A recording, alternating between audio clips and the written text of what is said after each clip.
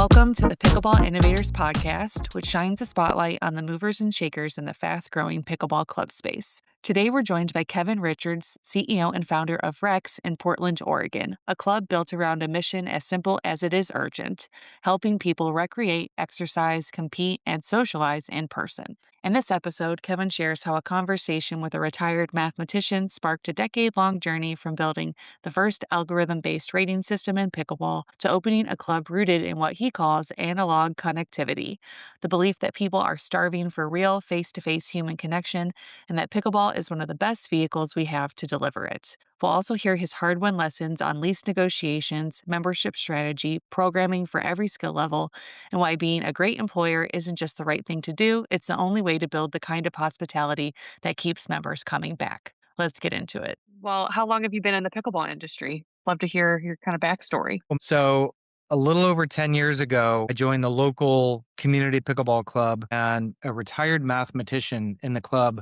was telling me that there was no algorithm-based rating system in pickleball. And so I launched a company, pickleballratings.com, and we were processing the first iteration of the UTPR for pickleball tournaments and USA Pickleball within a few years. And so I guess, yeah, that's the answer is over 10 years. I was only ever doing that to try to raise money to do what I really want to do, which was open a club built around a social sporting experience. And that's what RECS is. And RECS stands for Recreate, Exercise, Compete, and Socialize. Pickleball is our flagship sport because it delivers on all of those critical human experiences so very well. Wonderful.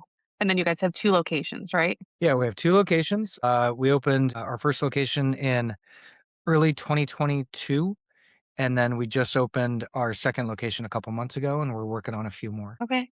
Well, what's the journey been like? If you don't mind to share some of the highlights and just backstory. Yeah, I mean, back in, let's see, 2019, when we were really initially trying to raise money to, acquire a building and to put in dedicated indoor pickleball courts, and there really were very few of those, maybe just a couple around the country at that point in time. We were talking to potential investors, and they were like, maybe they'd heard of pickleball, maybe not. And then in 2021, during COVID, we had some of those same people calling us saying, hey, are you still doing that pickleball thing? They had heard about it, and New York Times had an article titled, Is Pickleball the Perfect Pandemic? So it just blew up, and we were able to get a 22,000 square foot building in the suburbs of Portland, and people were just streaming through our doors, desperate for human connection. And some knew pickleball, some didn't. But yeah, we're able to prove our concept. And the idea was always to demonstrate the model and then open more clubs. And so that's where we're at this point in time. And we learned a lot in those early days. And the key really for us, and we knew this all along, that hospitality was going to be critical to our success, that we would screw things up. And if people, they'd be more willing to forgive us if we were really good at the hospitality side of things and making sure that people felt like this was their third place. If you have home and you have work, then you have your third place. And I was telling this to one of our members the other day, and she said, screw that, Kevin, this is my first place. So we knew if we got the hospitality piece right, that we could grow our brand and open more locations. The other thing that is so critical is just building out programming that speaks to the skill level of various groups. Some people are just looking for a recreational experience, a social experience.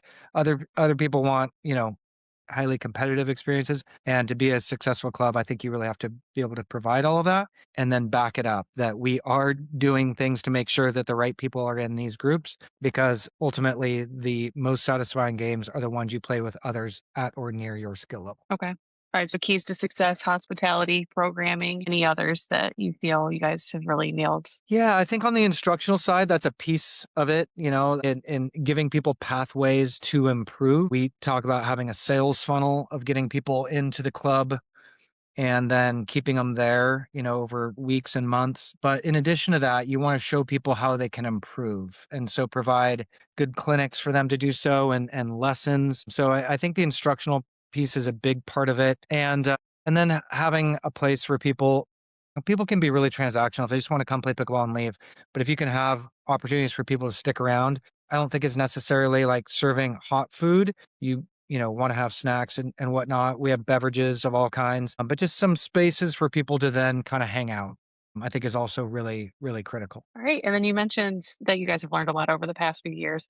Are there any learning lessons that you can share and maybe prevent other operators from misstepping? Good question. Yeah. I mean, a big part of it, and you'll hear this in other conversations from other people who've opened their clubs, is just to be really, really careful on the front end with your lease negotiations and to make sure that you're not stuck with something that you're just not going to be able to pay. That's probably the biggest thing is not getting stuck in a lease scenario or purchase scenario because it's not Field of Dreams. I mean, to some extent, if you build it, some people will come, but will it be enough people to pay your fixed costs and your variable costs?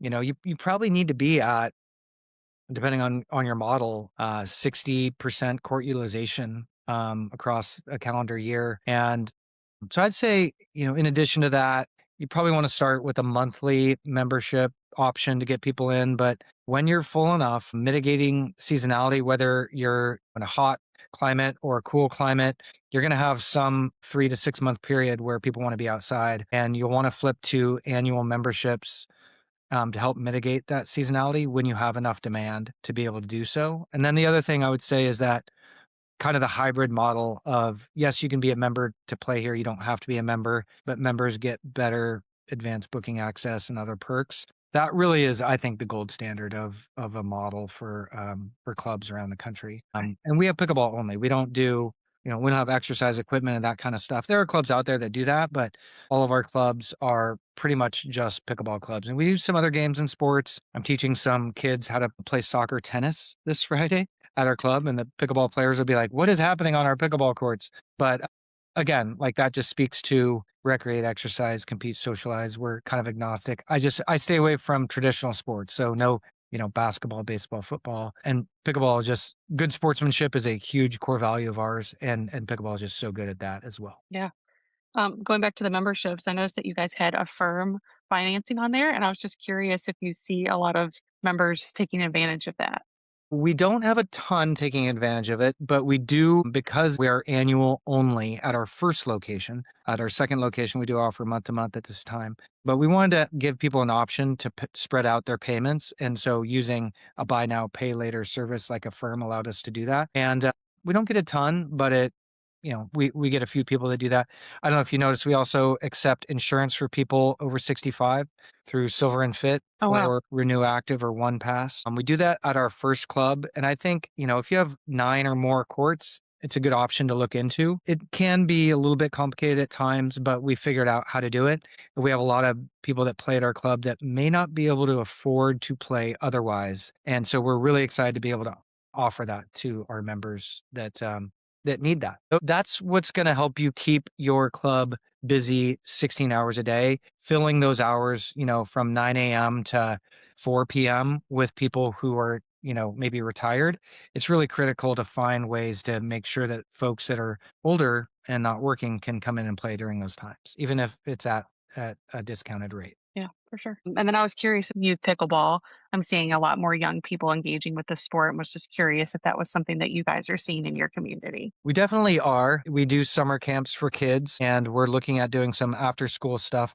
The challenge is always transportation. We have a lot of local schools that would love, to have an offering for kids to be able to come play, but we can't transport them, legally and just logistically. And that's part of the challenge. And our best case scenario would be if a school bus could just drop kids off at 2:30 or 3, and the parents could come pick them up at 4:30 or 5. But yeah, summer camps, that's much easier to do that. But I want to be able to offer programming for kids because I just look at those traditional sports and how competitive they've become. And so many kids, like if they don't make the soccer team or the basketball team or the volleyball team, what are they doing instead? They're probably on their screen, honestly. And I made up this term called analog connectivity. And the idea is just connecting in ways that we used to connect before we were all staring at screens. And it's, again, it's playing games, right? Being social. Mhm. And that's so critical for human development. And it's critical for kids of every age, I like to say. Doesn't matter how old you are, older folks as well. Like playing games and moving your body is really, really,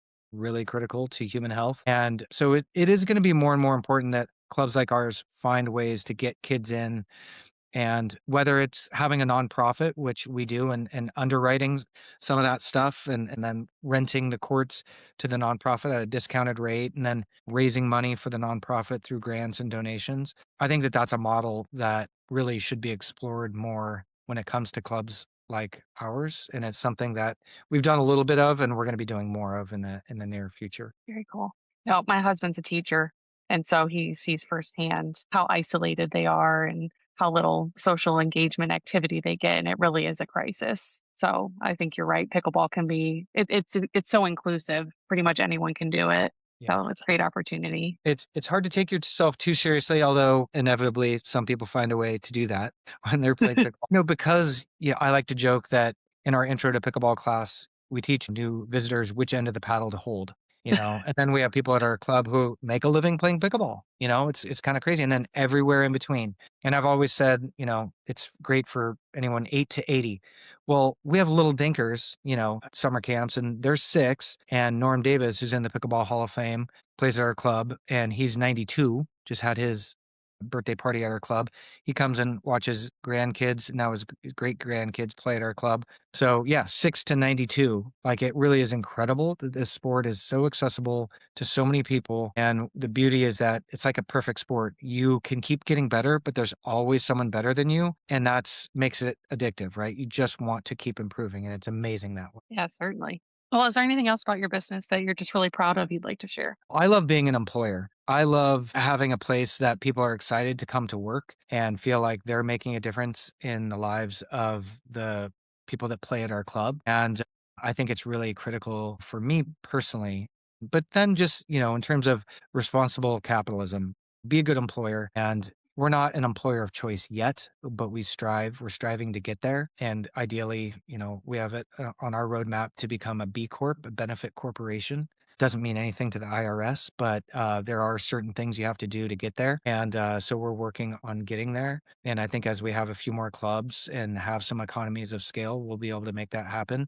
But I think that our employees like really feel good about where they work and the mission of the company they work for. And so that would be the other thing I would mention is, it's more expensive to do it that way, but I don't think people really bat an eye when, we have to raise our membership costs or hourly court fees a little bit. And I'm pretty clear in saying, like, you love our staff, right? This is why. Like, we're trying to hold on to these people, trying to give them a place that they feel really good about working. And there's other models out there that are much more transactional, very low labor costs, and maybe even door codes that, can let yourself into the building. And I have no objection to people running their business that way. We're doing it a different way, and I feel good about being a good employer. Yeah. Like you said, you want it to be the third place. You're very hospitality, community oriented. Yeah, you cannot fake that, right? Like if your employees are unhappy, that energy is immediately apparent, and you cannot convince people to give great customer service when they're unhappy.